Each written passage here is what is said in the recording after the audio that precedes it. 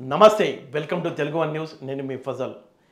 చిత్తూరు జిల్లా కుప్పం పరిసర ప్రాంతాల్లో ఈ వీరప్పన్ విగ్రహాన్ని అక్కడ ఉన్న ఎమ్మెల్సీ ఆవిష్కరించడం చాలా వివాదాస్పదం, మరి ఏపీ వ్యాప్తంగా చర్చనీయాంశంగా మారింది.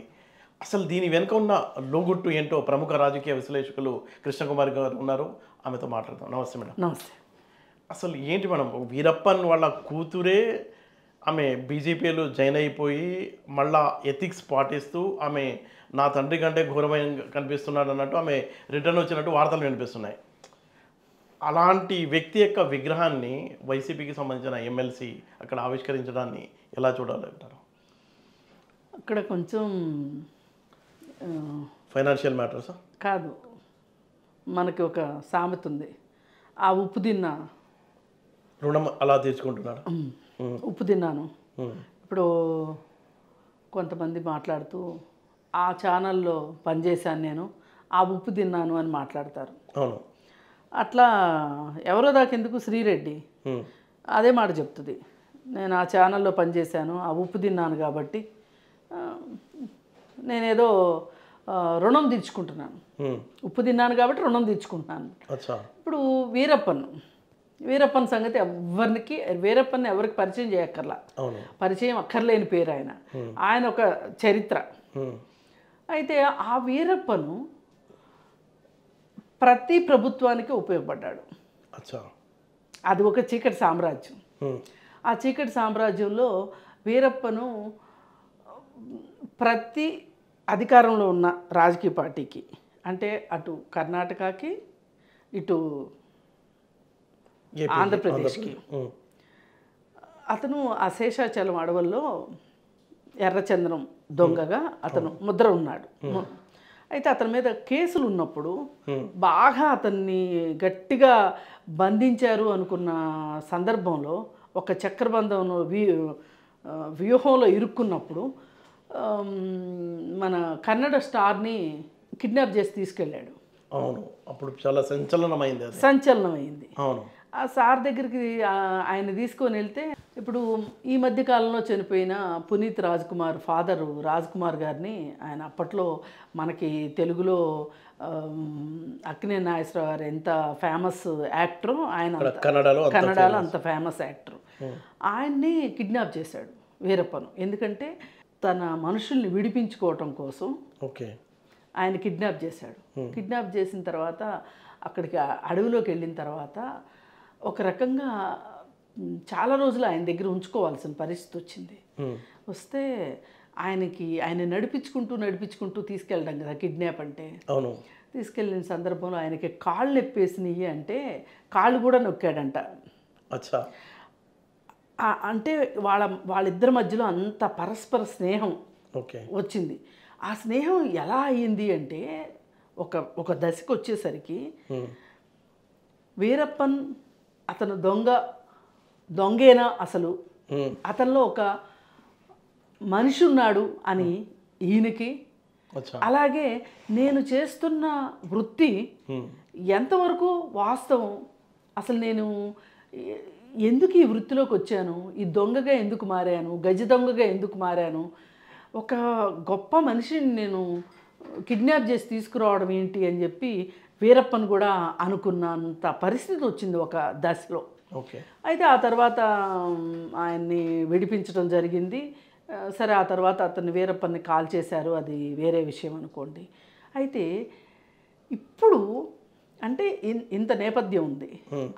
అధికారంలో ఉన్న ప్రతి రాజకీయ నాయకుడిని గడగడలాడించిన వీరప్పన్ ఒక రకంగా అతను రాబిన్ హుడ్ లాంటి వాడు. అతను దోపిడీ చేసిన మాట వాస్తవం, గజ దొంగ అయినది వాస్తవం, పంచింది కూడా వాస్తవం.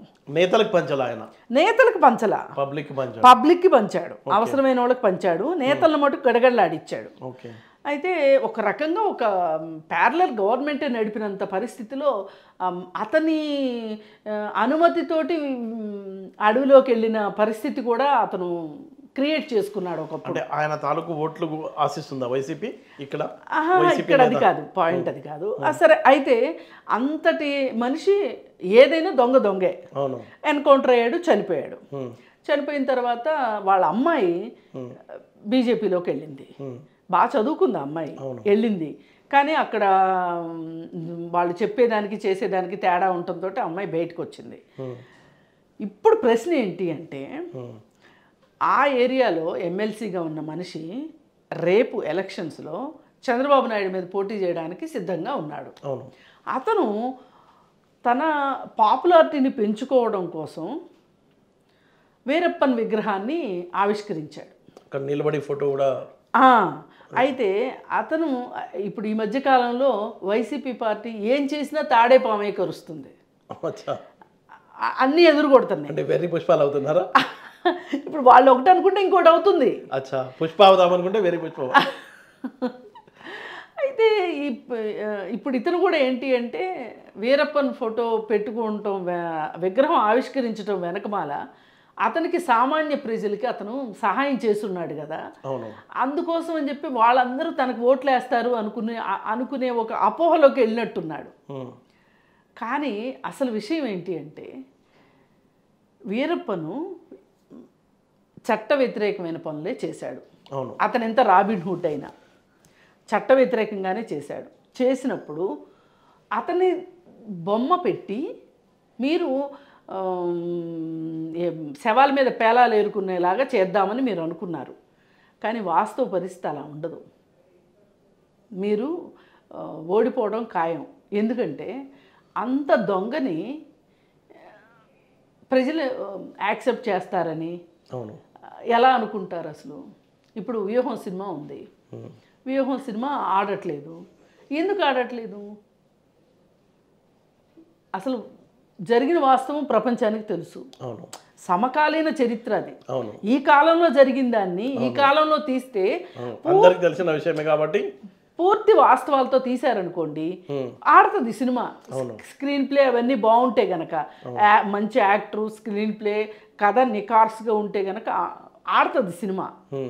కానీ మీరు చేసింది ఏంటి? కథ బాగుంది, స్క్రీన్ ప్లే బాగుంది, యాక్టర్ బాగున్నాడని మీరు అనుకుంటున్నారు. కానీ డైరెక్టరు, స్క్రీన్ ప్లే బాగానే ఉంటుంది, యాక్టర్ కూడా బాగానే ఉన్నాడు, కానీ స్టోరీని మార్చాడు. ఆ స్టోరీ మీకు నాకు ఇంకొకరికి తెలిసిన స్టోరీ. ఎట్లా యాక్సెప్ట్ చేస్తారు? అంత అబద్ధాన్ని నిజమని ఎట్లా భ్రమింపజేయగలుగుతారు? అదేదన్నా పాత రోజుల్లో విషయం అయితే చరిత్రను మార్చారు అని చెప్పుకోవచ్చు. చరిత్రను మారిస్తే కూడా చాలామందికి చరిత్ర తెలియదు కాబట్టి, అందరూ పుస్తకం చదవరు కాబట్టి. ఇప్పుడు శ్రీకృష్ణదేవరాయలు ఉన్నారండి, ఆయన చరిత్రను కొంచెం ఇటు అటు మార్చి తీశారనుకోండి. వీరప్పన్ని కూడా వాడుకుని ఓట్లు పొందాలనేదా? అంటే వీళ్ళ ఉద్దేశం అంటే వీళ్ళు ఎలా కుప్పిగంతులు వేస్తున్నారో చెప్పడానికి చెప్తున్నాను ఇది. వాళ్ళు కుప్పిగంతులు వేస్తున్నారు. ఇప్పుడు వ్యూహం సినిమా అలా చెడిందా? ఇప్పుడు వాస్తవం ఒకటి, తీసింది ఒకటి అయ్యేసరికి పోనీ అదేమన్నా కల్పిత కాదా అని చెప్పారా? అది చెప్పలే. ఇప్పుడు కేరళ స్టోరీస్ ఉన్నాయి, లవ్ జిహాద్ అని చెప్పి బీజేపీ వాళ్ళు సినిమా తీశారు. తీస్తే ఏమైంది? చాలామంది కోర్టుకు వెళ్ళారు. అసలు అంతమంది అదృశ్యమే కాలేదు.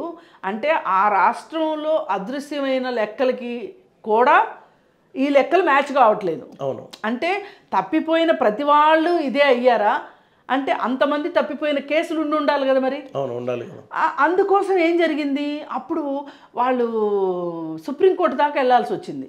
వెళితే సుప్రీంకోర్టు చెప్పింది ఇది కల్పిత కాదా అని వీళ్ళు చెప్పారు.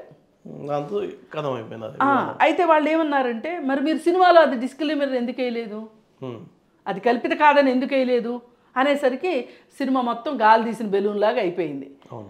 అలాగే అందుకే కొంచెం మనం ఏదైనా ఒక పని చేసేటప్పుడు కొంచెం ఒళ్ళు దగ్గర పెట్టుకోవాలి, కొంచెం బుర్ర దగ్గర పెట్టుకోవాలి. ఇప్పుడు వీళ్ళు ఈ వీరప్పన్ గంధం ఏదో వీళ్ళు కొంచెం పూసుకుందాం అనుకున్నారు. అంటే అసలు అతనికి ఇంకోటి కూడా అనిపించవచ్చు, అసలు మా బాసే పెద్ద గజ దొంగ, 1,00,000 కోట్లు వాళ్ళ నాన్న అధికారాన్ని అడ్డం పెట్టుకునే సంపాదించిన మా బాసు. ఇప్పటికీ నడుస్తుందా మేడం ప్రభుత్వం ఈ రెడ్ శాండిల్ని తరలించడం అక్రమంగా? జరుగుతాయి, జరగకుండా ఉండవండి. ఎందుకంటే ప్రపంచంలో ఎక్కడ శేషాచలంలో ఉన్న ఎర్రచందనం ఇంకెక్కడా దొరకదు. కాబట్టి అది బాగా ఎక్స్పోర్ట్ అవుతుంది. అంటే వీళ్ళు అసలు వీరప్పన్ని ఎందుకు వాడుకున్నారనే దానికి చెప్తున్నా నేను మీకు. వీరప్పన్ని వాడుకోవడం వెనకమాల ఏంటి అంటే అతనికి ప్రజల్లో ఫాలోయింగ్ ఉండొచ్చు, ఆ ఫాలోయింగ్ నాకు ఉపయోగపడుతుంది అని అతను అనుకున్నాడు. పైగా ఈ విగ్రహం ఆవిష్కరించడం వెనకమాల ఇంకొక ఉద్దేశం కూడా ఉండొచ్చు. అదేంటి అంటే మా బాస్ అంటే తన బాస్ అంటే జగన్మోహన్ రెడ్డి, మరి ఆయన కూడా ఒక పెద్ద దొంగనే కదా. 16 కేసులు ఉన్నాయి ఆయన మీద, 16 నెలలు జైలుకి వెళ్ళి వచ్చాడు. తండ్రి అధికారంలో ఉంటేనే 1,00,000 కోట్లు సంపాదించిన వ్యక్తి, మరి ఇప్పుడు ఆయనే అధికారంలో ఉన్నప్పుడు ఎన్ని కోట్లు సంపాదించి ఉండొచ్చు అనేది. అంటే ఇలా అక్రమ సంపాదనని ఒప్పించటం ప్రజలతోటి, వాళ్ళ ఉద్దేశం అది. ఇప్పుడు దొంగని కూడా పాపం అతను ఏదో కష్టాల్లో, ఏదో సినిమాల్లో చెప్తారు కదా, అమ్మ హాస్పిటల్లో ఉంది, అమ్మ క్యాన్సరు, అప్పుడు దొంగతనం చేశాడు కానీ పాపం అని అలా చెప్పినట్లు, సినిమా కష్టాలు చెప్పినట్లుగా దొంగలకి కూడా సమాజంలో సానుభూతి వచ్చేటట్లు, అంగీకరించేటట్లు చెయ్యాలి అనే ఉద్దేశం ఇక్కడ కనిపిస్తుంది. జస్టిఫికేషన్ అనమాట. ఈ జస్టిఫికేషన్ ఇచ్చుకునే ఉద్దేశంలోనే వీరప్పన్ విగ్రహం పెట్టారు. లేదంటే ఈ రోజు వీరప్పన్ విగ్రహం అవసరం ఏంటండి? అంటే మేము ఏం చేసినా చెల్లుబాటు అవుతుంది, ఒక దొంగని కూడా హీరోని చేయగలం మేము అనేది వాళ్ళ ఉద్దేశం. అందుకోసం పైగా ఇంకొకటి, ఎర్రచందనం డబ్బులు వైసీపీ నాయకులకి ఎలక్షన్ ఫండ్గా ఉపయోగపడుతుంది ఆ స్మగ్లింగ్ డబ్బులు అనేది వాస్తవం. మీరు చంద్రబాబు నాయుడు టైంలో ఎర్రచందనం మీద వచ్చిన ఆదాయానికి ఇప్పుడు ఈ కాలం, ఇప్పుడు ఈ పీరియడ్లో ఎర్రచందనం మీద వస్తున్న ఆదాయానికి లెక్కలు చూస్తే కూడా తెలిసిపోతుంది ఏమైపోయింది ఎర్రచందనం. అంటే చెట్లు ఏమన్నా ఆగిపోయినాయా? అందుకని ఏంటంటే వీళ్ళు తమకు తాము దొంగలమని తెలిసి ఇంకొక దొంగని ఒక నాయకుడిగా చూపిస్తే, ఇప్పుడు ఆయన పెద్ద చచ్చినోడు కళ్ళు చారడు అంటారు, ఆయన గొప్పోడు, ఆయన్ని కొలిసిన మేము గొప్పోళ్ళం అనేది తీసుకురావాలని వాళ్ళ ఉద్దేశం. అంటే మీ ఉద్దేశం ఏంటంటే రేపు ఎన్నికల్లో ఎర్రచందనంలో సంపాదించిన డబ్బు రేపు ఎన్నికల్లో పెట్టబోతున్నారు, ఖచ్చితంగా పెడుతున్నారు. అందుకని కొంచెం ఆ ఉప్పు తిన్న విశ్వాసానికి ఆయన విగ్రహం కూడా పెట్టారు.